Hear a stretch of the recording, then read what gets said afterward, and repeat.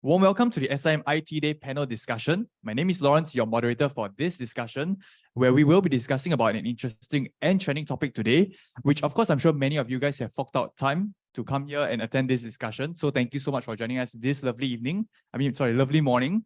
Yes, so for those of you who are here, and wondering what IT is all about, or whether or not such skill sets are still in demand, especially since we have heard about many layoffs during these uncertain periods, fret not, because our wonderful alumni here, 3 of them, have graduated and entered the IT industry and are here to give us first-hand insights.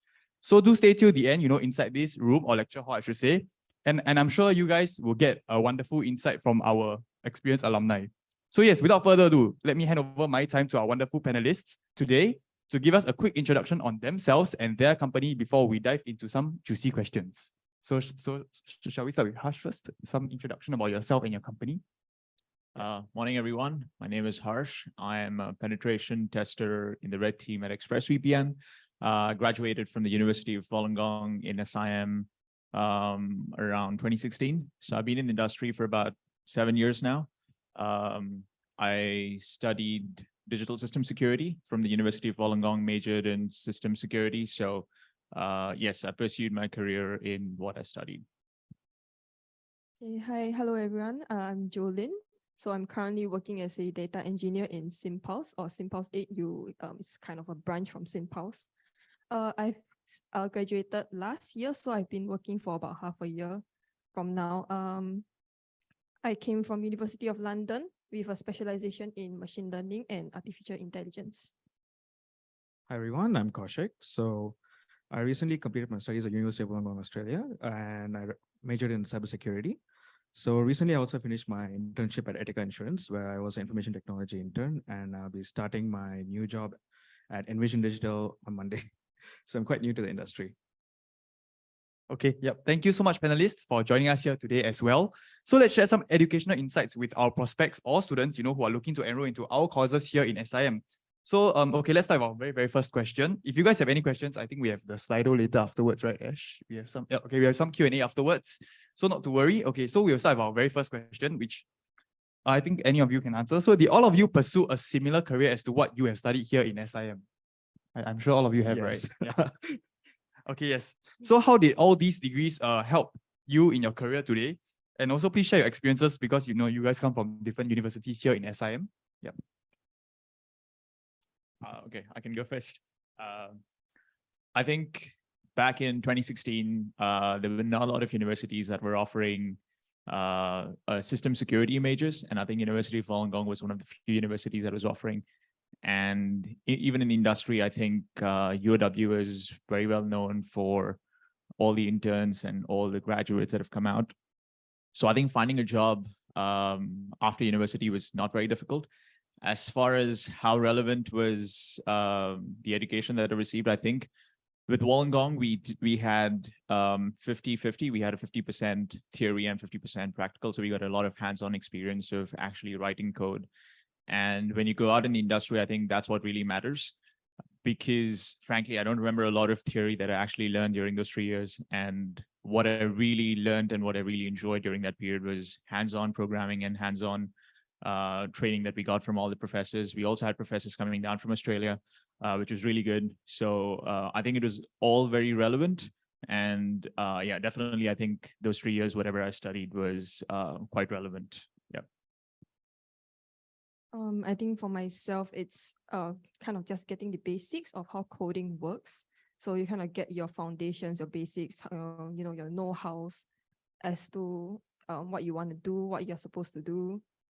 For myself, because I did my entire kind of course, my university, mostly during the pandemic. So we did theory on our own. So we kind of did, self-study. Our lecturer to provide us the slides. So that's where we do our theories. So when we actually do come to schools on certain rare occasions, that's when our kind of practicals come in. We can kind of reach out to our lecturers, bug him about questions, anything you want to do. So University of London is more, I would say 50% on projects and 50% on exams. So the projects is where you do your kind of hands-on coding experience, while your exams is where you do more of the theory things. So how much you do your self-study, how much you are able to learn, outside of school itself. Right. So my experience was quite similar to Harsh, except for, mine was during the pandemic. And so my experience in UW was quite good. Especially for the first 2 years was like online. So we had to get used to the online lectures, and group projects were a bit more difficult because we had to do through Zoom calls. But eventually, we got used to it, and definitely helped me land my current job at the moment as well.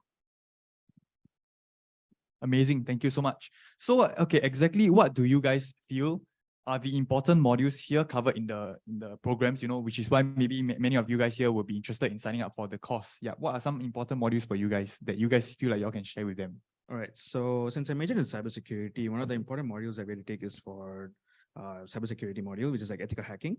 So we actually they assigned us a special lab where we had to do various tasks like SQL injection attacks and all those things among our friends. So it gave us a more of a hands-on experience as to what's currently happening in the industry, and also we were taught by industry experts. So it was quite helpful in terms of gaining real world knowledge as in terms of cybersecurity and what are the current trends. So yeah, definitely it was quite helpful. Okay, so for myself, since I am doing data engineering, so I mastered in machine learning and AI. One of the modules for me was probably machine learning. So that's where I kind of found my joy or love for data engineering, machine learning related stuff. But I think another module that UL actually offers in the second year is something called ASP, Agile Software Programming. So this is where you actually get to do your group work. For UL, most of the time you actually do individual projects, but when you're actually out in the working world, right, you will actually need to work with your colleagues on a lot of very different projects. So ASP is where you get into groups of, I think, 4 or 5 individuals, and then you get to brainstorm of an idea, get to actually create a product by coding hands-on. So you'll be able to go through a lot of things like Scrum, your waterfall, your agile methodology, and everything like that. So those are things that where you actually use in your real working world. I think the modules that I would have taken might not be taught anymore, given it's been such a long time. But I'm still going to say that the modules that I enjoyed were the C++ modules. I think we had a professor, Dr. Hing. I'm not sure if he's still around, but I think he started from Hello World in the first year, and we went all the way to advanced programming in C++. And I think that was very difficult at the time, but I think that laid a really good foundation to how to do programming in a good way. I think we have so many bad programmers out there that it's not even funny. Like there's so much, like all the people who are actually working in the industry would know that the amount of time that people spend correcting other people's code is a lot more than people writing new code. So I think it's very important that universities focus on teaching people what's the right way to do programming, because just knowing how to program is not enough. How to program with other people in collaboration is very important, because everyone outside works in teams. And I think what we learned during those modules helped us, I would say, become good programmers. And looking back 7 years ago, I think some of the modules that really helped us were also the cybersecurity modules. It taught you a different perspective, that it's not all about getting your program to work, or it's not all about getting the output that you want, but how to think from a security-centric approach. What is actually important from the cybersecurity point of view, like why should you code it in a certain way, was very important, because right now in my current role, we do adversary simulation exercises. So what that means is we pretend to be ethical hackers and we try to attack our own product to see what are the different problems and how can we actually solve them. And then we sit down with the developers and we're like, okay, these are the problems and this is how we can solve them. So I think those modules also helped us a lot to identify what are the problems in the code that can be used by attackers to compromise the product. And I think that was also very insightful. So I think those are the few modules that I remember. Apart from that, we learned a lot for sure. But I think given what I chose to do in my career so far, I think those were the most relevant ones. Thank you so much. Thank you so much, panelists. Okay, so what is, maybe you guys can share with them. Okay, actually, I'm curious, how long were your modules? I mean, how long were your courses? Yeah, maybe you can let them know as well. Oh, like how long is it? Like, Yeah, like how many years? oh, so I took a 3 years course. 3 years so course? It was a tri-semester basis. So it was like Okay. every 3 months we had to take 2 modules, and after I entered 2 semesters, we had to do an exam. And once we clear that, we get term break of 1 month. So that's basically what we had. Okay. So for the entire 3 years was the same thing. Mine was also 3 years as well. Mine is it was, I think, by semester basis as well. So you get 2 semesters. Funny thing is it's about like 6 months. Then you get like a 2 weeks kind of break holiday for you to catch up on your life. And then you go for another 6 months crunch. So every 6 months it's 4 modules. So you get every new 4 modules every 6 months. Yeah. I think it's changed a lot from what I heard just now. Oh, Um, 7 years, veteran yes, experience. I think Okay, 7 yes. years ago, what we had was we had 2 modules every 3 months. Okay. And this went on, and we never had that 1 month break ever for 3 years. So we just kept on studying. And we had like 20-day break or a 25-day break between semesters. But yeah, I think that was pretty much it. It was pretty hardcore back then, but I think it makes a lot more sense now. But I think no regrets, because that's exactly how your working life is going to be. You don't really get a lot of breaks, and it gives you a good idea of how it's like to kind of work throughout the year. So was your course 3 years as well? It was 3 years as 3 years, well. okay. It did not have honors. For the honors program, you had to go to Australia, to the University of Wollongong to do the honors program. But yeah, I did not take it, so it was 3 years.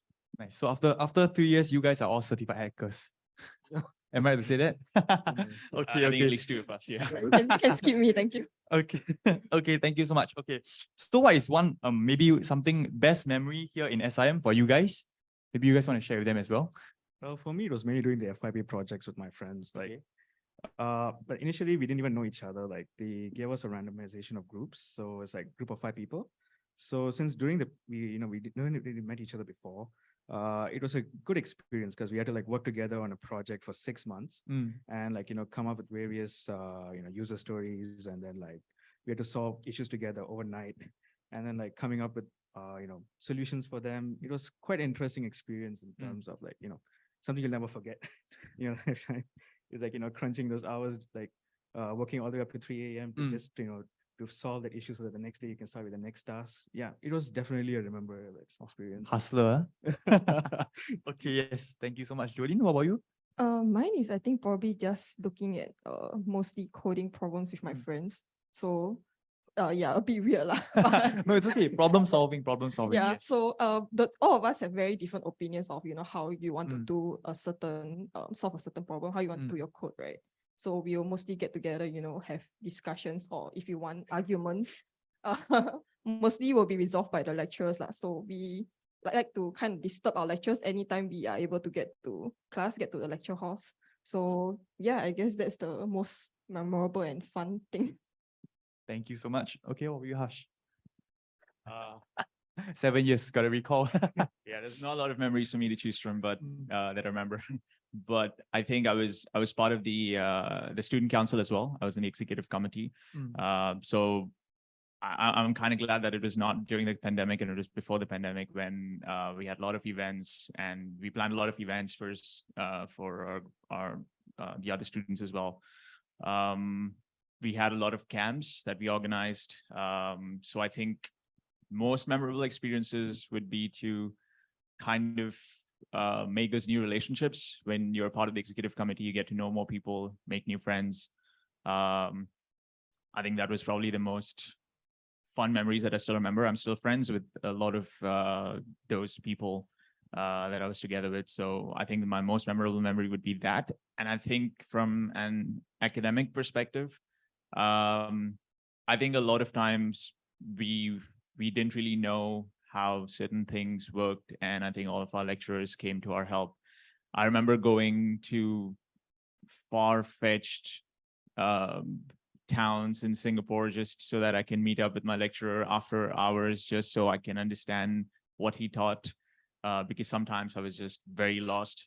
So I think given how much attention they gave to every student, was quite good. And I think I learned a lot through those sessions. So I think that was also quite memorable. I'm also in touch with a few of the lecturers from university from my time here. So yeah, I think that was pretty nice as well. Amazing, amazing. So I think one thing is that we are thankful that it's already it's post-pandemic, that we are back into classrooms learning in person. So I think one takeaway is that even though it was I'm pretty sure pre-pandemic and post-pandemic learning will be very different, but it's just that I think we are trying to adapt to the lifestyle back here again. So I think if you guys are interested in any of the SIM courses, not to worry, because many of these courses are already back in person classes. So I believe maybe you have a very similar experience to Harsh as well. Yep. So okay, let's move on to preparing for job opportunities. Do you guys have anything to add on for SIM Live to share with them? Anything else you guys want to add on before we move on? I think for me, you guys can enjoy all your CCAs, whatever activities you guys want. That's where you can do your networking. If I can promote one of my CCAs, Yeah, go ahead. IONS is Innovation and Networking Society. So that's where you do a lot of networking with professionals from or like experts from the industry itself. So there's IT, there's marketing, there's business industries. The CCA will bring all of them in. So yes, very important to network here in school. Yes, Harsh. Interesting fact. My first job was through networking in SIM. It was an alumni event for Young Entrepreneurs Network. I think it's another CCA. I think I got in touch with someone who was working in a software integration company, and he said that we're looking for fresh graduates. Would you be interested? So I think I got that opportunity about 6 months before I graduated. I think not a lot of people can say that they have a job 6 months before graduation. So I think it's really important to network, meet with like-minded people. There's a lot of opportunities here. It's I think what's important is how proactive you are to go out and get those. I was also part of the 360-degree development program that SIM used to have back then. And during that entire program, it's they teach you a lot about how you can do better to get into the industry and what you need to know, all the etiquettes of your business lingo, how to present yourself, how to sell yourself. And I think those were really helpful in getting my first job, subsequent interviews, and how to crack them. So I think that was quite good as well. So a lot of good CCAs here. And I think if you can, you should definitely take those. Yes. Wow. Okay. Amazing. Thank you so much. Okay, let's move on to the preparing for job opportunities, which I'm sure many of you guys may be a little worried about. So okay, let's have our first question. So did taking a private degree, because SIM is a private school, affect your position or career progression in comparison to local university graduates? Maybe you guys can give an insight for your own experience, maybe with other graduates who have joined the company. Yeah, maybe some of them come from NTU, NUS, very local schools, but how about yourself, going into this industry with a private degree? Yeah, how is it affected? All right. So since I recently completed my internship at Ethica Insurance, so I was able to meet some of the interns from NTU and NUS. Okay. So to be fair, is like they treat us on par. Okay. So the main thing is mainly like how you attend your interviews and how you're able to like answer their questions quite well. So they do value the our university degree as well. Like they UOW is quite recognized. So the first time when I went for the interview, they actually knew about my university, and then like, what is the ranking, and as well as what are things that I learned throughout my university. And it definitely did help me get my interview as well, like get through the interview. And yeah, so it's quite on par lah. Quite on par. Okay. What about yourself, Jolene? I mean, most companies, as long as you have a degree, it's a degree lah. So they will mostly pass you in that component. But speaking of NTU and NUS, yes, there are some companies that do prefer graduates from those schools. That is not an unknown fact by everyone lah. But do we, the IT sectors from private, actually have an opportunity? Yes, we do. Because for IT, right, they don't really just look at, what school you're from, or whether you're private or whether you're NTU, NUS. They actually look at what skill sets you have, what certifications you carry alongside with your degree itself. So degree is one component, but what skills, what certs have you done in your past, in your school, or what have you achieved so far, what you've done for your projects, what languages have you done on the projects before. So those they will look at as well. Okay. Harsh? I think, as Jolene said, there are going to be companies who are going to look at the local universities first.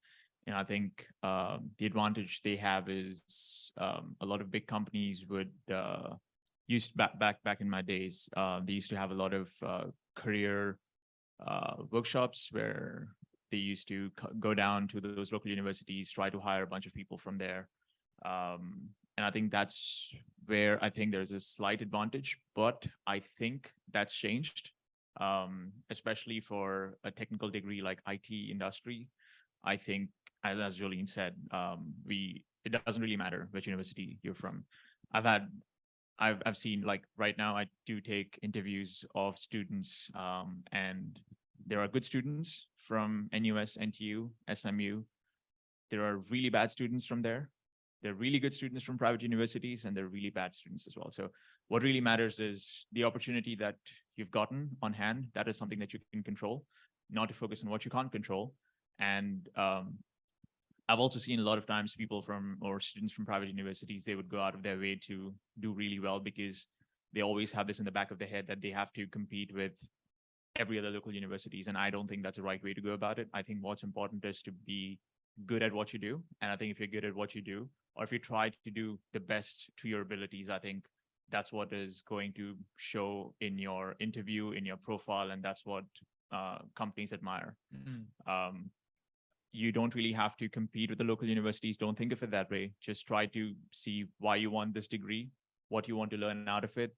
And I think if you do that well, you don't really have to compete with anyone because there will be a lot of companies out there who will be looking to hire you, especially right now when we have a scarcity of IT professionals, really good IT professionals in Singapore, in Southeast Asia, and in this world.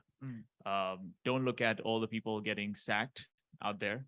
It's not a very good representation of, how many talents are required in this industry. I think there's still a lot of companies that are looking for really good professionals, and that is going to change. I think we all know how ChatGPT has changed this world in the last 1 year. I think moving forward, I think this industry is going to boom. So don't think of local universities or private universities. Think of it from a world perspective. You don't really want to be relevant just in Singapore. You want to be relevant in this world.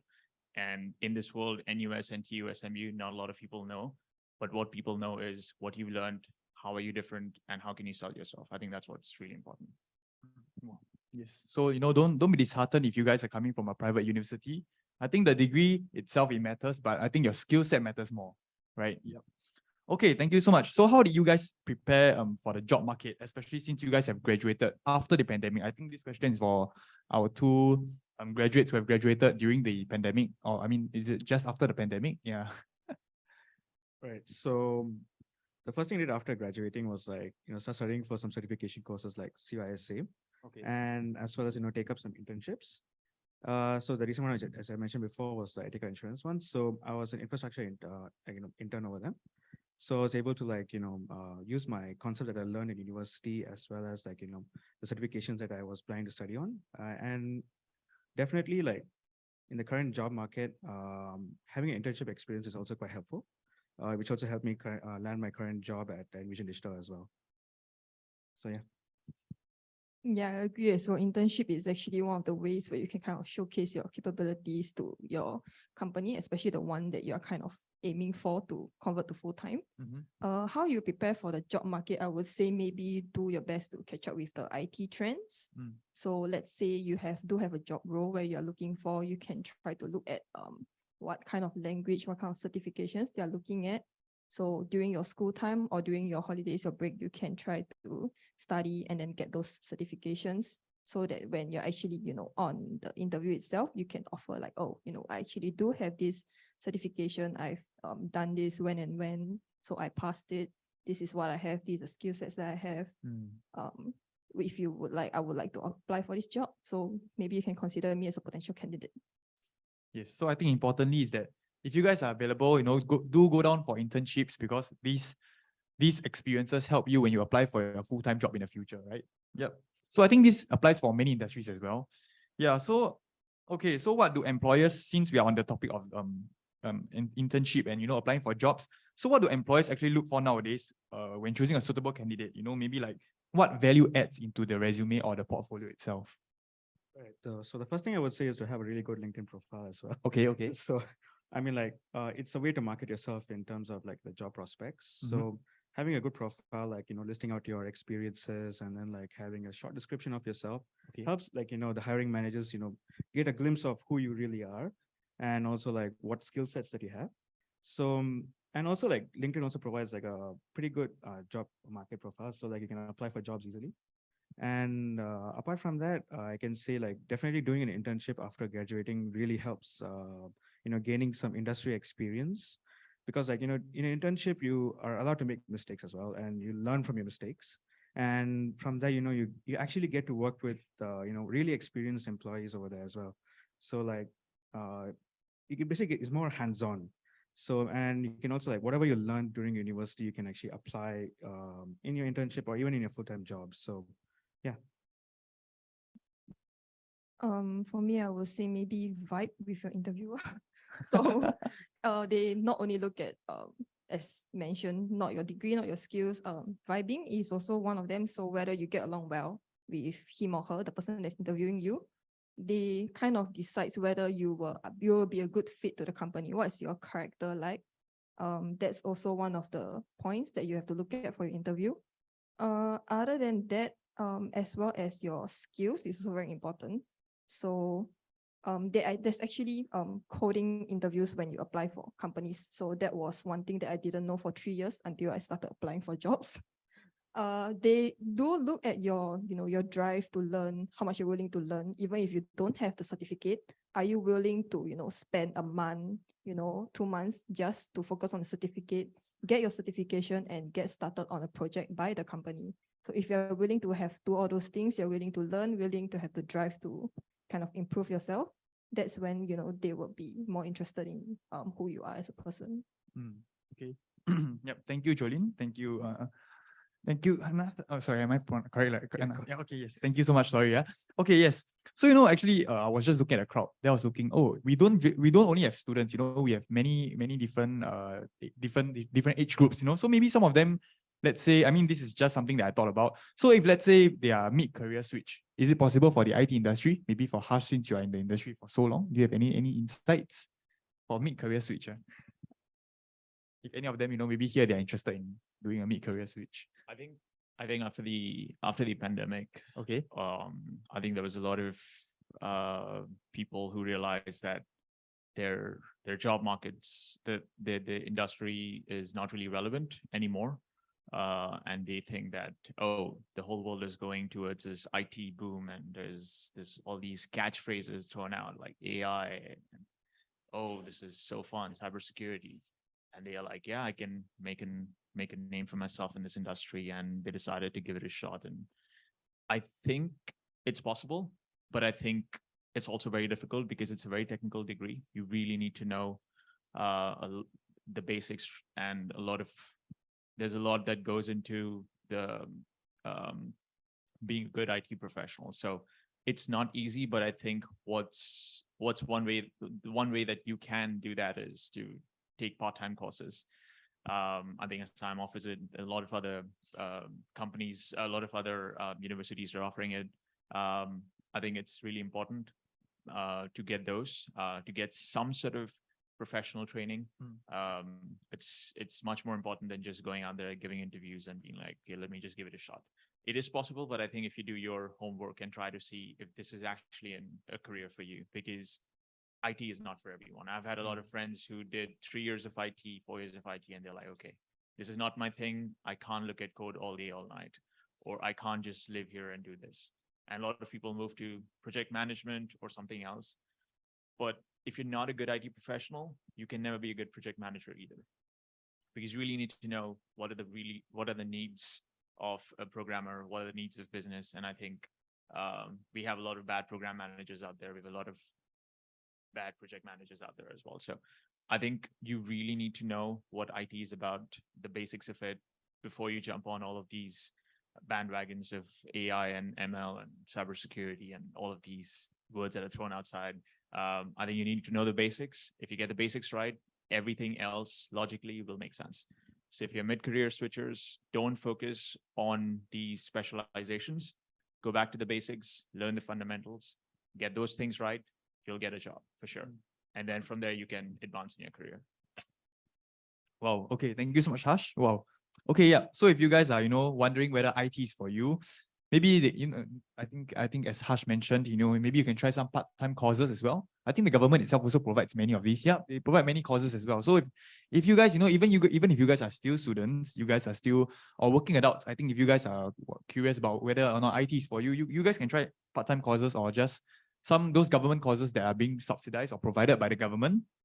Yep. Okay. So let's move on to the IT trends. Do you guys have any more tips to share with them about preparing for job opportunities? Right. So in terms of interview, right? Okay. Just be yourself. Like Mm. if you're not able to answer a question, just tell them that you're not sure about the topic, and they'll actually be able to understand, because like the interviewers are there to help you succeed. So if you're not able to answer a question, just be honest. Like just say you don't know, and then they'll actually be able to go on to ask different questions as well. So that's one of the good tips I could say in terms of interviews. Okay. Okay. Do you guys have anything to add on?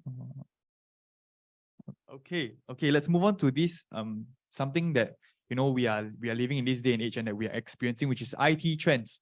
So what are some IT trends that you guys have observed that maybe you guys want to share about with our audiences here? Maybe the rise of AI or like cybersecurity or even cloud or data migrations. Any of these technical things that maybe some of them here are curious about or will be curious about. Yeah. All right. So currently, I think everyone has heard of ChatGPT, right? So Okay. in terms of cybersecurity, like it's kind of becoming a threat as well, since like phishing emails are becoming more sophisticated. Because like usually there'll be always some mistakes or the other in phishing emails, like Prince of Nigeria or something that you can basically find out. But then nowadays it's becoming more precise in terms of like generating more precise emails for for targets to get into the organization systems. So what I would say is that AI also is like people start fearing that it's going to take our jobs, but to be honest, it's more of a tool as well. So it can help to our day-to-day activities. So so that's what I would say in terms of IT trends for now. Yeah, I think I would agree as well. There's ChatGPT now, so AI is on the rise. Another trend is machine learning. So it's pretty, I think, closely related to AI. So it's kind of like the pipelines of how AI is built. So you have to go through this entire machine learning process to teach the artificial intelligence, what to do, what it should reply, what's the questions that it takes in. So artificial intelligence and machine learning. I think definitely cybersecurity around the world is important. Cyber espionage is something that is also growing quite a lot. We've seen around the world because of geographical warfares and all of that going on. I think cyber espionage is going to become a big thing. As much as AI is getting to a state where it's going to be useful for everyone, I think it's also coming to a state where it can be used by adversaries to do a lot of bad things very easily, as much as it's going to help us do a lot of good things easily, right? So I think as this whole ChatGPT topic comes, I think the next talk we have would be really interesting. But I think one of the biggest concerns are privacy concerns, cybersecurity concerns. All of this information people are typing in to talk to ChatGPT. How is this information being used? How is the model being trained? How is the data being used? So I think that is going to be a bigger question of how ethical really this whole industry is and is going to be. So I think that is something that would be very important. I think where we draw the line, like people just want to get into the whole thing of, oh, this is really useful and let's do more into it. But I think if we don't really take a step back and look at how it can be used in a bad way, I think it can go really bad really easily. So I think that is something that everyone needs to kind of focus. And I think all companies as well. As mentioned, phishing attacks are getting sophisticated. With AI, it's going to get worse. I think Singapore is in a fairly good state But I think if you're in a wrong part of the world, yeah, we've seen hospitals getting hacked all the time. We've seen government websites getting hacked all the time. It's going to get even more easier. And there are people who are not very well versed with this industry, with IT, with the gadgets, with the tech. Yeah, it's going to be very difficult to survive in that industry because we're going in a very digital first world. Every industry will need to use IT products and to know how IT products work. So I think there'll be a bit of IT in everything. There'll be a bit of digitalization in everything. And I think that'll be accelerated with this whole new technologies that are coming up. Yeah, thank you, Harsh. Actually, honestly, Harsh, I agree with you. Because for cybersecurity wise, I think we just take a look at the bigger picture. I think even in the government sector, like even the army, they have the extra vocations for all the military intelligence and all that. So if you guys feel that IT is not here, but it already is here. You guys are we are going to be living in this day and age where IT is going to be around us everywhere. So if you guys are really interested in pursuing IT, I believe it's something where the government put their money, but don't chase after the money. If you have your good skill sets, money will come after. Yeah. So yes, thank you so much for this wonderful. I think on this, I think GovTech is also coming up with this new program which is called Cybersecurity Heroes or something along those lines. Okay. But basically, what's happening is I think Singapore is investing a lot of professionals to train them in cybersecurity so they can help the nation move forward in this industry. So I think it's a really good industry to be in. I think they're looking for a lot of talented professionals who are really trained in cybersecurity warfare, cybersecurity espionage, how to protect, how to attack, how to detect, a lot of these things. So you can look at that as well. It's a really good industry to be in. But again, as he said, just because the government is pumping money in or the world is moving in that direction, if it's not your thing, don't get into it. Give it a shot, but if it's not your thing, find something that you're really interested in and do that. Yes, I agree. Okay, so are there any types of programs that you guys would like to advise our prospects here, or like any of them here, our audiences, to take based on all these trends, or even based on your own experiences? Yeah, what are some popular courses that you would encourage them to take on?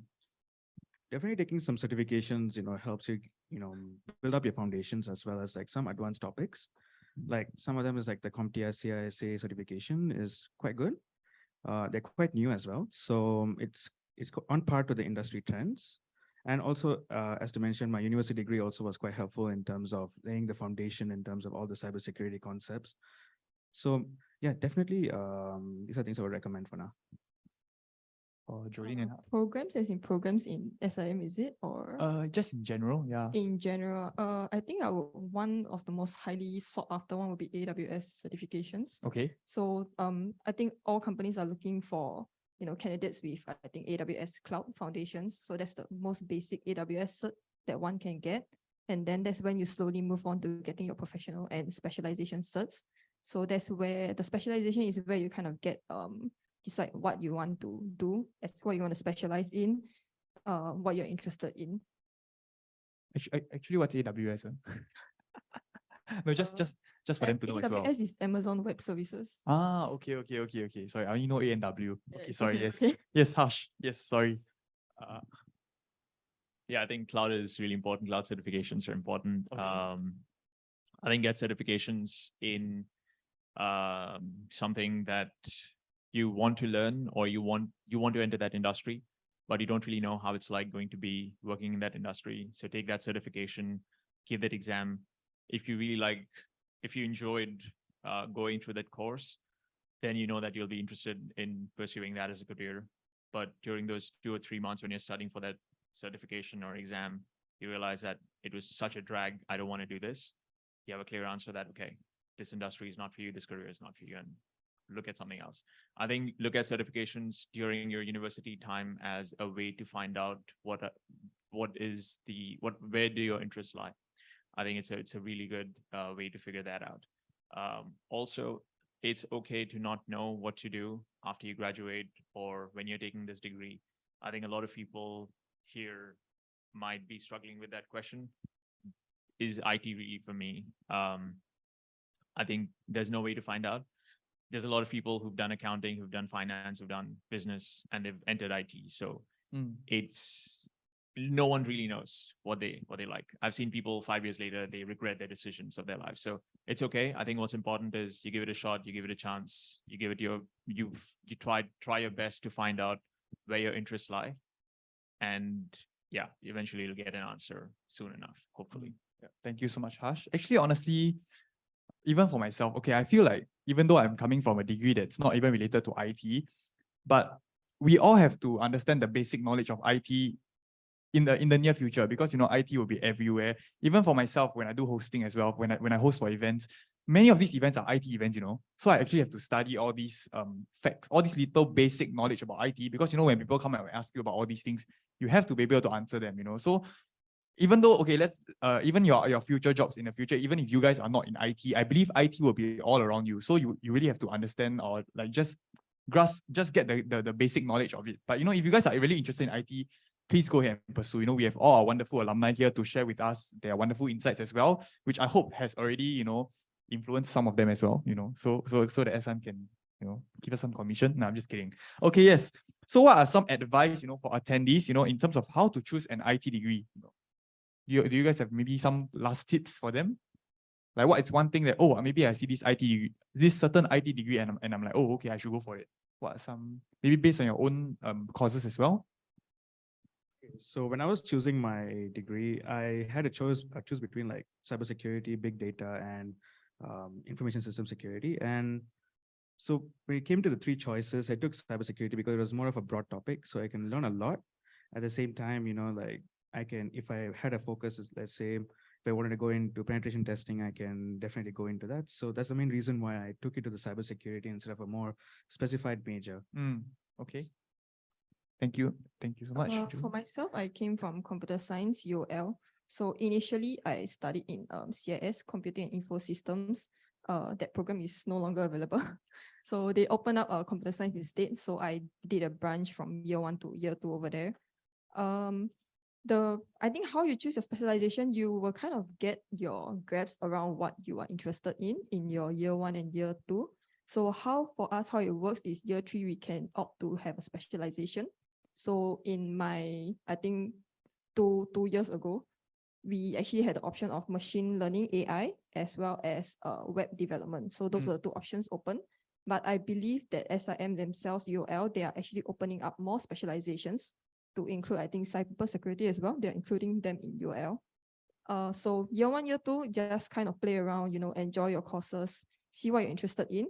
Year 3, you can choose to opt to choose a specialization if you really find something that you really want, you really like, you really want to give it a try. If not, if you don't really have any, thing you're interested in, you would like to continue, playing around, seeing what courses there are to attend.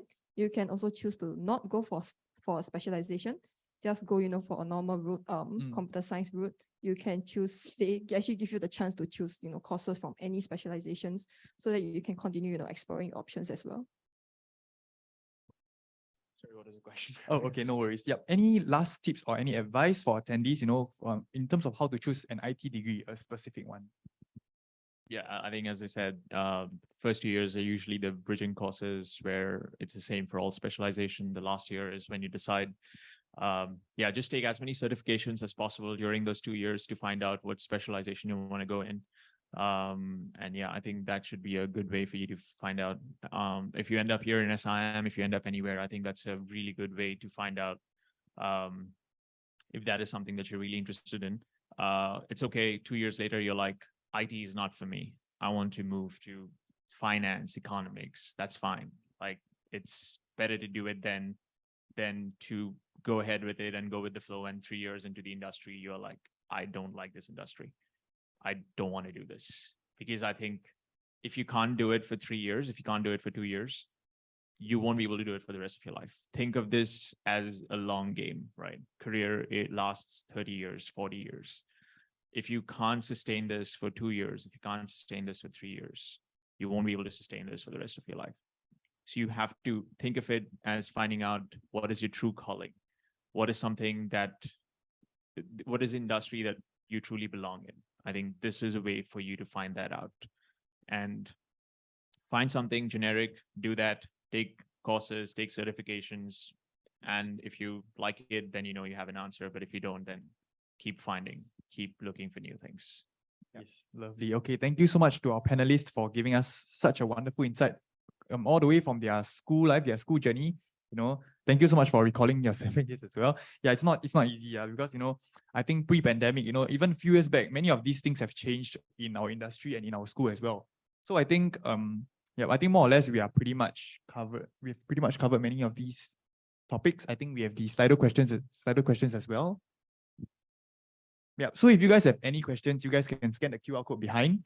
We'll have, if you guys want to remain anonymous, this is where you can be. So you guys can scan the QR code and pop in your questions. So our wonderful panelists here will be answering them. Or you can just ask us now. Oh yeah, if you guys have any questions, do you guys have any questions? Yeah, you can raise your hand. Yeah, please go. Yeah.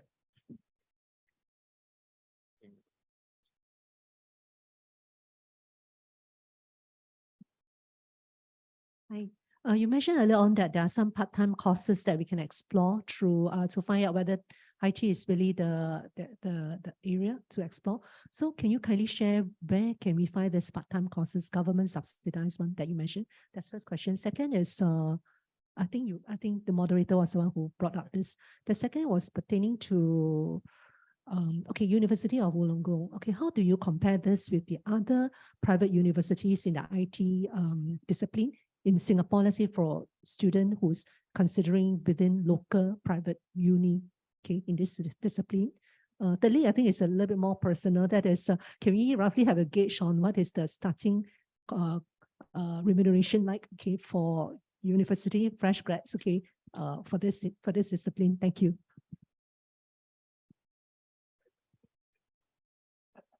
I think for the third question, we can go first. I think they can answer.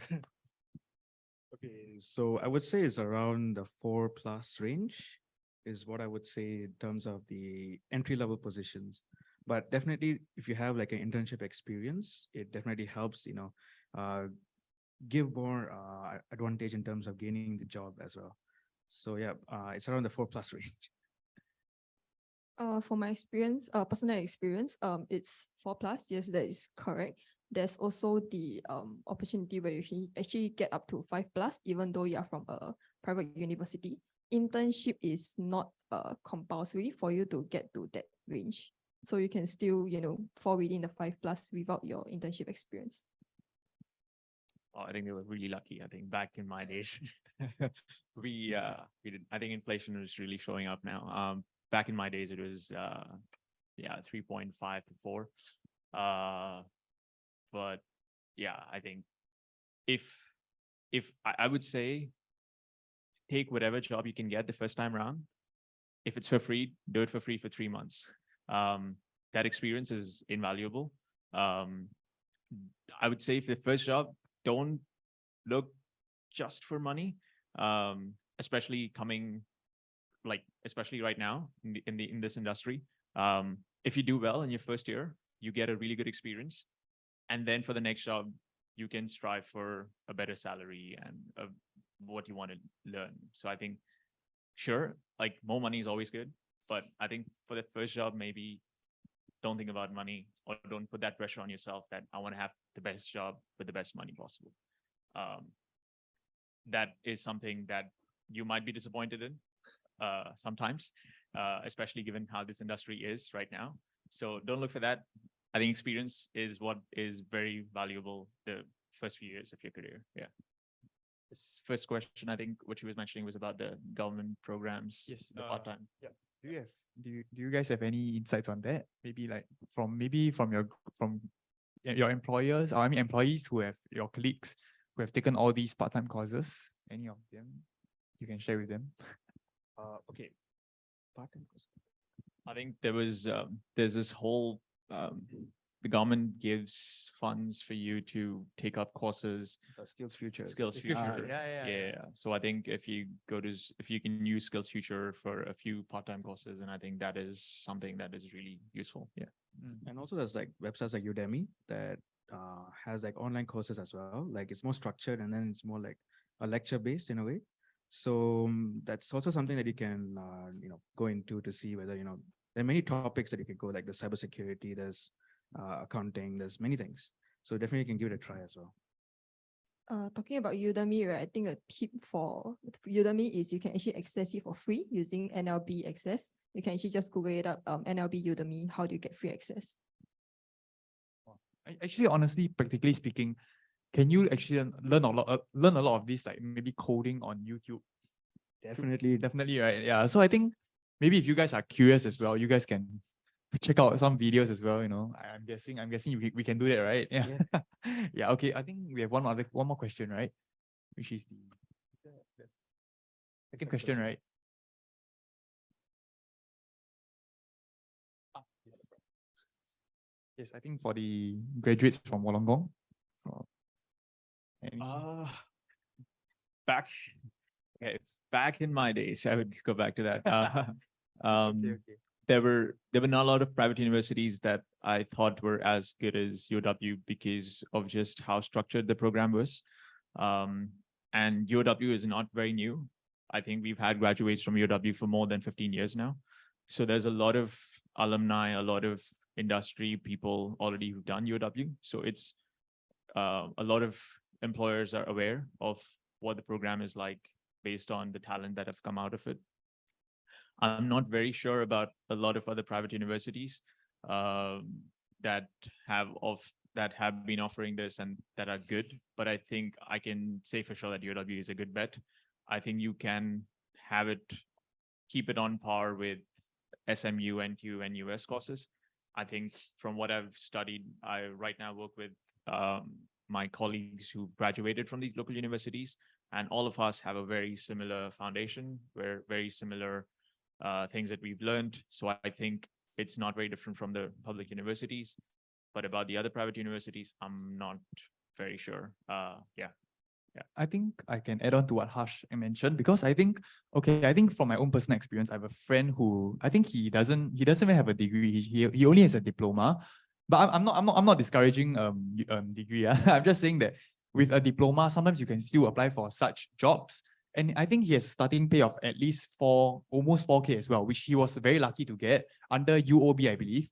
So I think it was software engineer under UOB, which maybe because banks pay well.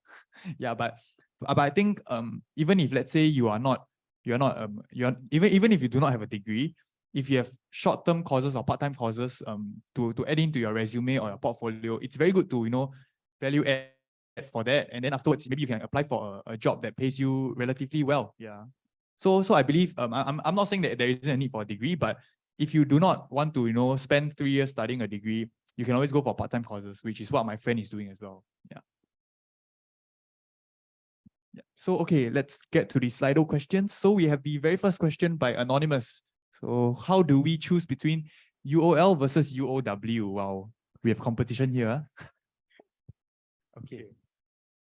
So when I was choosing, like around 3 years ago, I chose UOW because it was more of like a tri-semester basis. So it's like you just do 2 modules and then like you finish your exam and then you can take a break.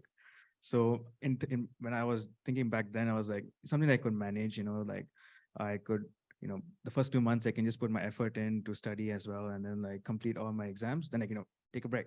But then from what I'm understanding is like UOL is like a 6 months, like a semester basis. So it's like you just study all throughout the 6 months and then you have to do the exams. So to me, it felt more like UOW was better in a way. And also UOW was more emphasizing on projects. Like almost every module that I took was having a group project. So it was like a lot of team bonding and team building exercises that we had to go through to, to be able to solve problems that we were given. So that is something that, made me stick through UOW for the past 3 years. Okay, what about the UOL graduate? Yeah, I think quite different from UOW. So we are mostly individual projects. So each person has their own project. You're on your own. No one is there to help you. So how you score will depend on how well you do on your projects. They're actually pretty strict on your passing. So you have 1 project and 1 exam per module. And I think there's coursework 1 and coursework 2, if I'm not wrong. Yeah, we also do go by the 6 months. So you study hard, work your ass off for 6 months. You take a break for 2 weeks, try to, sleep as much as you can. And then you get back to the 6 months, you repay that for 3 years. Okay, but I think there's pros and cons, right? I think if let's say you are not doing a project work, it's a solo job.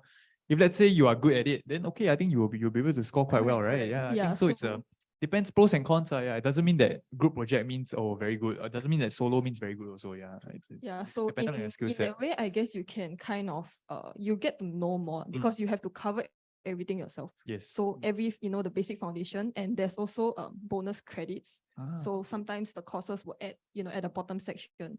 If you actually manage to implement this function feature, you actually get a bonus credit for your score. So that's when the students can also push themselves to kind of achieve more, try to do better for the project as well. Yes. Thank you so much. Okay, let's move on to the next question. How do we get the proper certification that is recognized for those short-term courses? I believe proper certification would be given after the end of the course, right? Usually. Oh, is it? Oh, and what do you mean by getting? What do you mean by getting as many certifications as you can? Do we get these certifications while doing the program?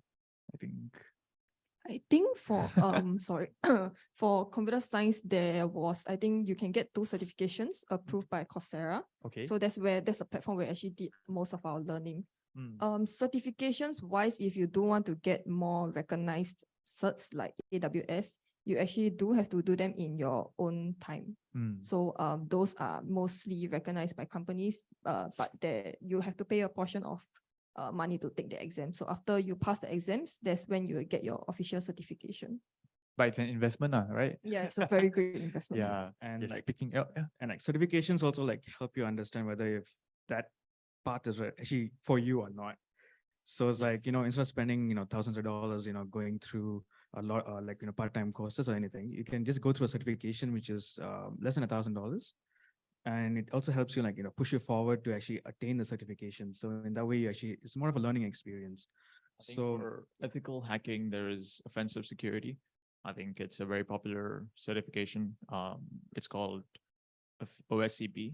That is the Offensive Security Certified Professional. Basically, that is for anyone who wants to do penetration testing or wants to get into ethical hacking. I think that's a recognized course, and I think that's the bare minimum that the industry requires for you to become an ethical hacker.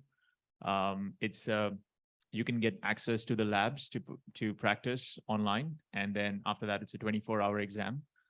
In the 24 hours, you're supposed to crack 5 machines, and you can sleep, drink, whatever you want to do, but there'll be someone watching you through the camera, and then you'll have to get those 5 machines in 24 hours. So wow, it's a very hardcore exam, but I think you get an official certification recognized by the industry, and it's a testament to how much you know about that subject. So if you do that before you graduate, you have an OSCP, you have a degree, I can guarantee you will have your job the first day after you graduate. I think that is something that is really important. So there's a lot of degrees lot of certifications like these that are sought after, especially for ethical hacking and penetration testing. I think, and that's how you become a professional hacker. It's a start, yes. It's a start, yes. Okay, yes. So on to our next question. The nature of IT is very disruptive. What you study today may not be relevant in the future. In this sense, what are all the challenges that one can face? Wow, very deep question.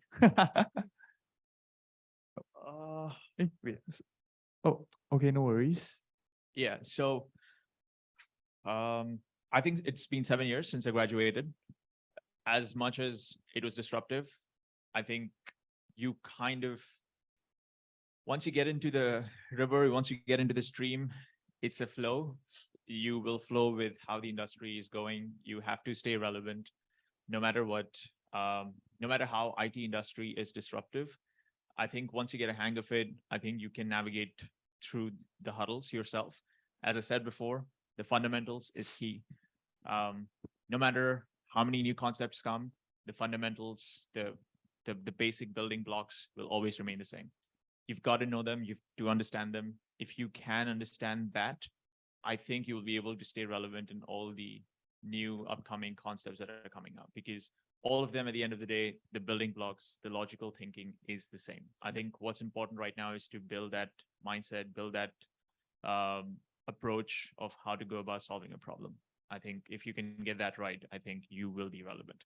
And being a fresh grad or just choosing a university degree, I don't think you should put so much pressure on yourself to figure out, how can I be relevant for 50 years? How can I be relevant for 40 years? You won't be, you cannot be. What's important is, can you be relevant for next 5 years? Is it relevant for the next 5 years? Once you get into the industry, you know how the industry is moving. You can then decide for yourself, okay, this is something that is probably not going to last for too long. I need to find something else. And then you work slowly to figure out what next should you do. And it's a game that you've got to play every 2 years, every 3 years. And that's how the industry is like. And that's how the industry is going to be like. So don't put too much pressure on, is it going to be relevant, or it's such a disruptive industry? What if I can't find a job? Like, no, everyone will find a job. Yeah. So just focus on whether it is something that you like and whether it is relevant for the next 5 years. And all IT courses that we are offering right now, they all will be relevant for the next 5 years. AI is not going to take any jobs in the next 5 years for any of these courses. So you don't have to be worried about that. I think adding on to what Harsh has mentioned, I mean, you can correct me if I'm wrong, but I think IT industry it's very similar to many other industries, because, we always have to upskill. We always have to stay relevant. No matter what industry we are in, we always have to stay relevant. One degree doesn't mean that you're relevant for years. You can just overnight, it can just change. Everything and anything can change, just like the pandemic. Yeah. So I think it's all about upscaling. Yeah. So this degree would help you to enter the industry, but whether or not you stay relevant is another story, right? Am I right to say that? Yeah. Okay. I think, do you guys have anything to add on for the previous question? Okay. Again. Okay.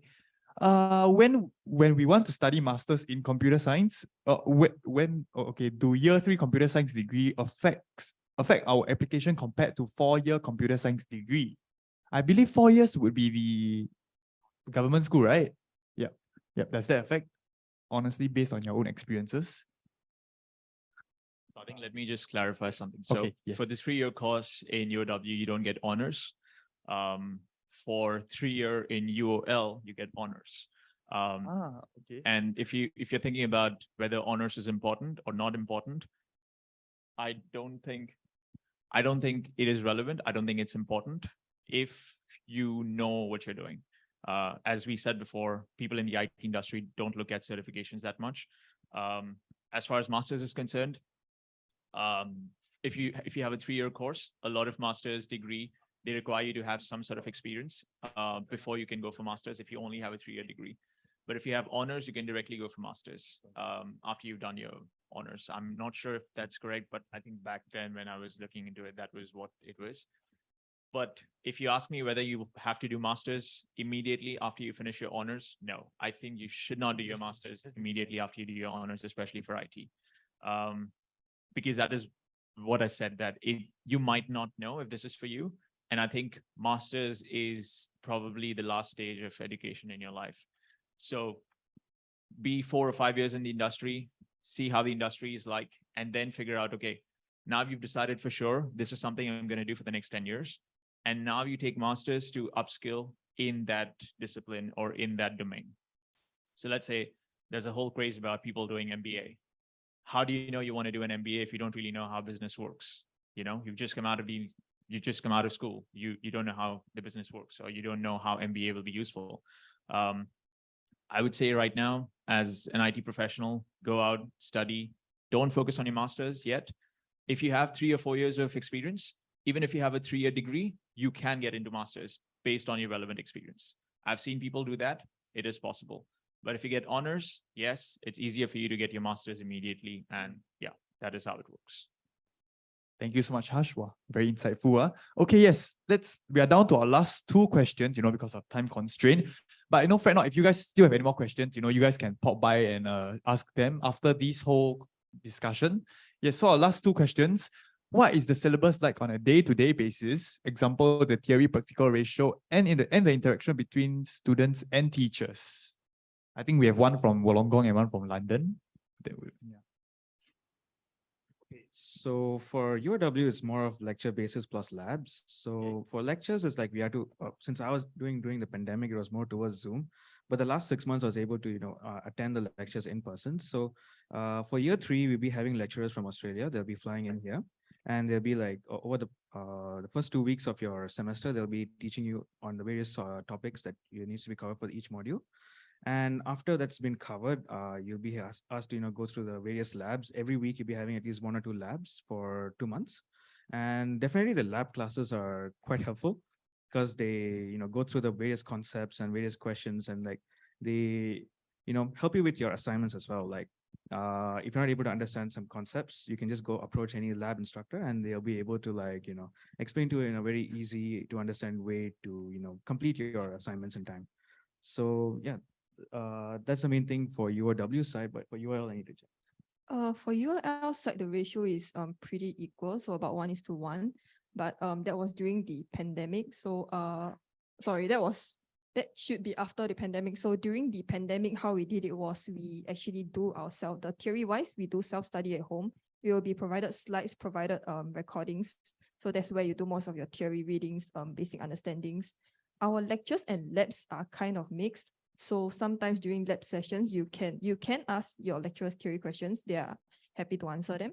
As well as during lecture questions, we will be doing coding as well. So in school, you'll be bringing your laptops every day. You'll be doing all the coding in front of your lecturers. They'll be going through the codes. Theory-wise, you will be doing most of them at home. I'm not so sure if that has changed after the pandemic. I think they will be covering more theory in school as well. Yeah. In person like Person, lectures. Yep. person. Okay, our very, very last question. Is there a significant value in completing your degree overseas? I believe this is for the overseas exchange program. But I think for them, for yourselves, it was during the pandemic period, right? Yeah. So, but for Hush, I think if you take UW, like I said, if you take the 3-year course, you can go and do your honors in Australia. That's the 4th year. So UW offers that option for you to go to Australia for the 4th year, get your honors. I think if you don't want to do that, I think there's also exchange programs, as Lawrence mentioned, which you can take. I would say if you can get an opportunity to go overseas and learn a semester for an exchange program or do your honors or do anything overseas, I think take it. If you get the opportunity, it's really good, but it's not a necessity. You don't really have to take it. I think it'll give you a lot of experience in terms of understanding different cultures, understanding how it's like studying in a different country. Maybe it'll be a good way for you to figure out if in the future you want to go take your master's overseas, how it's like. So it's good experience.